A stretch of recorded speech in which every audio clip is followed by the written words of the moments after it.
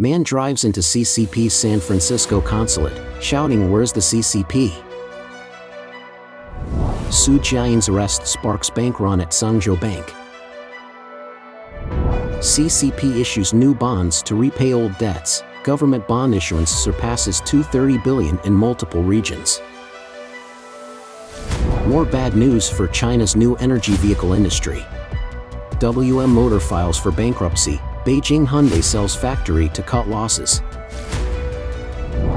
India demands substantial subsidy repayment from manufacturers using Chinese components. During National Day, 2 academicians and 8 professors died of illness, and 9 were CCP members. If you move in my Taiwan Strait, I will move in your Israel. Behind Israel-Palestine conflict, new axis of evil 3 emerges. It's all covered in today's China Truths. Man drives into CCP's San Francisco Consulate, shouting, "Where's the CCP?" On the afternoon of October 9th, a startling incident unfolded at the Chinese Consulate General in San Francisco, located on Laguna Street. A man drove his vehicle into the consulate's visa section, abruptly coming to a stop inside the building. Eyewitnesses recounted that as the driver emerged from his blue Honda car, he shouted, "Where's the CCP?" referring to the Chinese Communist Party. Shortly thereafter, the police responded by opening fire to thwart his actions. According to KTVU, at least 1 person lost their life in the incident, and it was confirmed that the victim was the driver. Several witnesses reported hearing multiple gunshots during the chaotic episode, and an injured individual was swiftly transported away in an ambulance. The San Francisco Police Department acknowledged the involvement of their officers in the consulate shooting but refrained from disclosing whether there were additional casualties. They issued a social media advisory, urging the public to stay clear of the incident area for safety reasons. It's worth noting that next month, Chinese Communist Party leader Xi Jinping is expected to participate in the Asia-Pacific Economic Cooperation (APEC) leaders meeting scheduled to take place in the city. Jiayin's arrest sparks bank run at Cangzhou Bank. On October 9th, numerous videos circulating online showed long queues of depositors at various branches of Cangzhou Bank in Hebei. Some branches were packed with people both upstairs and downstairs, while others had lines stretching outside the doors. Local netizens revealed that the bank had to issue queue numbers, and those who couldn't get a number were unable to conduct any transactions. Simultaneously, many Cangzhou Bank depositors attempted to transfer their deposits through online banking. It was reported that online transfers were temporarily suspended to limit capital outflows. The trigger for this rush was the recent circulation of a detailed list of bank loans owed by Evergrande, which included a debt of 3.4 billion yuan to Cangzhou Bank, approximately $474.18 million. Despite Cangzhou Bank's official statement on October 7, claiming that they had only lent 346 million yuan to Evergrande with collateral, depositors remained uneasy. On October 9, 3 government departments, including the original Cangzhou Banking and Insurance Regulatory Sub-Bureau of the Communist Party of China, CPC, the Yanshan County Local Financial Management Office, and the People's Bank of China Yanshan County Branch, jointly issued a united statement. This statement claimed that the negative information circulating online about Cangzhou Bank severely contradicts the facts and urged financial consumers not to believe or spread rumors. It is rumored that the People's Bank of China provided overnight funding support to Cangzhou Bank, and online transfers have since been restored. However, whether this bank-run turmoil has been completely quelled remains uncertain. In 2016, Evergrande became a major shareholder in Xinjiang Bank. In September 2022, Evergrande sold its stake in Xinjiang Bank, completely exiting the bank. There have been industry rumors that during Evergrande's ownership of Xinjiang Bank, the bank was stripped of its assets, and Evergrande's exit may have left behind a significant amount of bad debts related to real estate projects and promissory notes. CCP issues new bonds to repay old debts. Government bond issuance surpasses $230 billion in multiple regions. In the context of local Chinese governments grappling with a debt crisis, several local governments in China, including Tianjin, Chongqing, and Liaoning, have successively revealed their plans to issue special refinancing bonds in recent days. These regions aim to issue a combined total of over 230 billion yuan, approximately $32.1 billion, in financing bonds, with the funds raised specifically allocated to repay existing debts. On October 9, the China Bond Information Network reported that Liaoning, Tianjin, Chongqing, Yunnan, Guangxi, and Inner Mongolia have all disclosed similar plans. For instance, Liaoning intends to issue 3.4 billion yuan in special bonds and 87.042 billion yuan in refinancing local bonds for 2023. Inner Mongolia plans to issue 66.32 billion yuan, Tianjin plans to issue 5.3338 billion yuan in general bonds, 90.8 billion yuan in special bonds, and 210 billion yuan in refinancing general bonds. Chongqing has issued 42.19 billion yuan in special refinancing bonds. Yunnan Province plans to issue 53.3 billion yuan in special refinancing bonds, while Guangxi intends to issue 49.8 billion yuan in special refinancing bonds. On July 24, the CCP's Political Bureau proposed a comprehensive debt solution, sparking expectations of a revival in special refinancing bonds aimed at replacing local implicit debt. As of February this year, the International Monetary Fund, IMF, estimated that China's local financing platforms under the CCP had seen a significant increase in total debt, surging from 57 trillion yuan the previous year to 66 trillion yuan, approximately $9.5 trillion, constituting at least half of China's overall debt. In recent years, the Chinese authorities have repeatedly issued notices requiring governments at all levels to tighten their belts and prepare for difficult times, stating that this is a long-term policy guideline. As for the massive debts of local governments, Beijing has previously stated that those who incurred the debts must bear them. Since August 15, various state-owned enterprises and urban investment platforms in multiple locations in Jiangsu province have announced their withdrawal from government financing platforms, committing to assume full responsibility for their own profits and losses. For any future borrowing, the government will not bear any debt repayment obligations. More bad news for China's new energy vehicle industry. WM Motor files for bankruptcy, Beijing Hyundai sells factory to cut losses. China's new energy vehicle industry is currently facing significant challenges as a series of companies have announced bankruptcy. According to the latest update from Fast Technology, WM Motor, a Shanghai-based automotive company which specializes in the creation of battery electric vehicles, has reportedly initiated bankruptcy proceedings amid an economic downturn and fierce competition. Meanwhile, the well-known Beijing Hyundai Motor is taking the step of selling its factory to mitigate financial losses. Information on financial risks reveals that WM Motors has encountered total execution amounts surpassing 100 million yuan, approximately $13.97 million. Moreover, there are multiple instances of equity freezes, suggesting that the company's ownership stakes in several other firms have been frozen. Notably, Suzhou WM Smart Travel Technology Company, Limited, which holds 6 billion shares in WM Motors, also had its holdings frozen not long ago.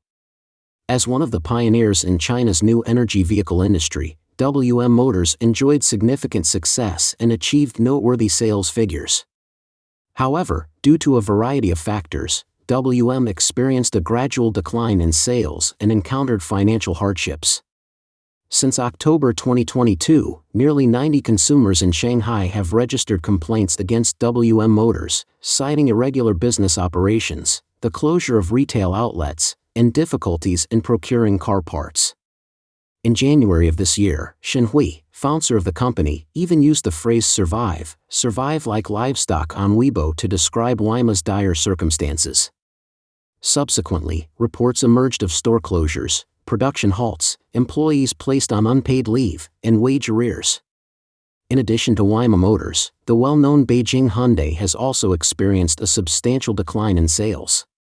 This year, the company has faced heightened sales pressure in a fiercely competitive market. According to data released by Beijing Hyundai, their total sales for the first half of this year amounted to just 123,000 vehicles. Their Chongqing factory, which had already ceased operations in December 2021, is now back on the market for sale. They've reduced the asking price by 1.1 billion yuan, bringing it down to 2.58 billion yuan, in an attempt to sell the factory and offset their losses. As previously reported, He Xing, the director of the Quality Assurance Department at the Defective Product Management Center of the State Administration for Market Regulation of China, stated that based on incomplete data, more than 40 automobile brands have formally exited the Chinese market, declared bankruptcy, or undergone restructuring and ceased their automotive business over the past 5 years. Even though Beijing authorities have mandated that manufacturers ensure a 10-year supply of parts after discontinuing a car model, enforcing this requirement has proven to be exceptionally challenging.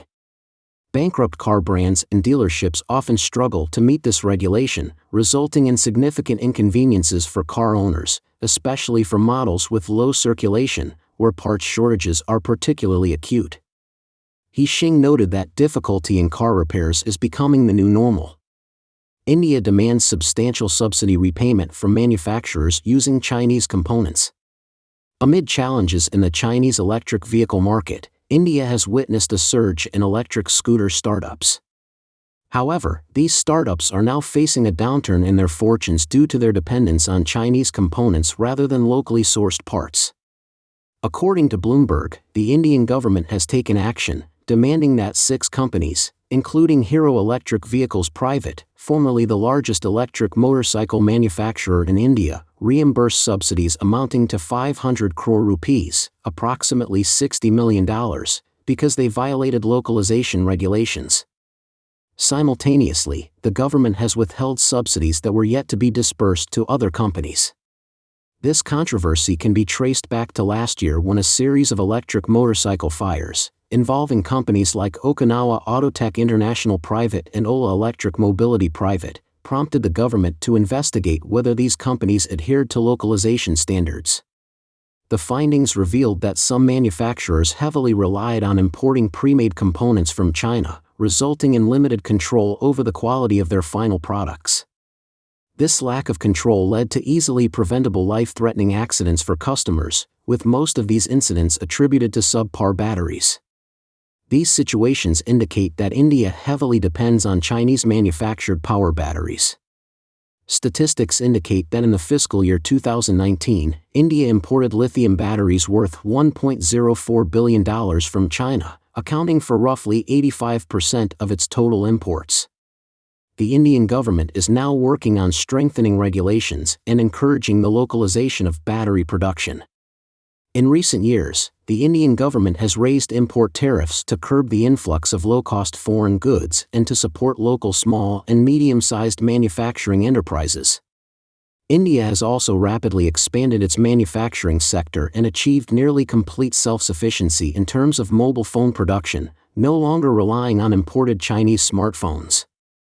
In the past, India needed to import 180 million phones from China annually, but these orders have drastically reduced in the current circumstances. During National Day, 2 academicians and 8 professors died of illness, and 9 were CCP members.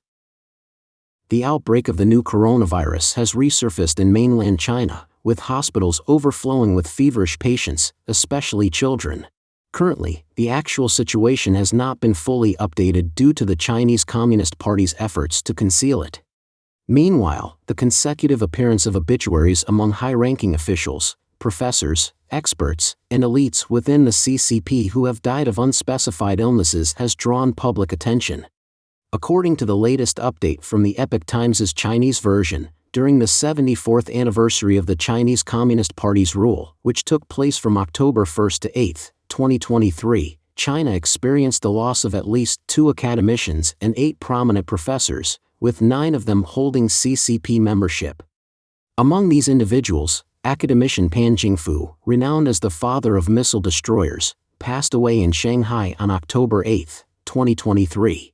During his career, Pan played a pivotal role in designing the CCP's first-generation missile destroyers and second-generation new-type missile destroyers. Pan Jingfu's passing marked the second academician to pass away within a week.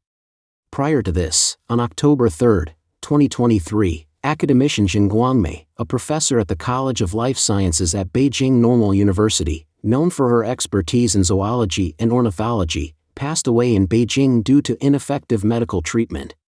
Furthermore, among the 8 prominent professors who passed away in this period, the most notable was constitutional scholar Wei Dingren, who held the position of professor at Peking University Law School, passed away in Beijing on October 6, 2023.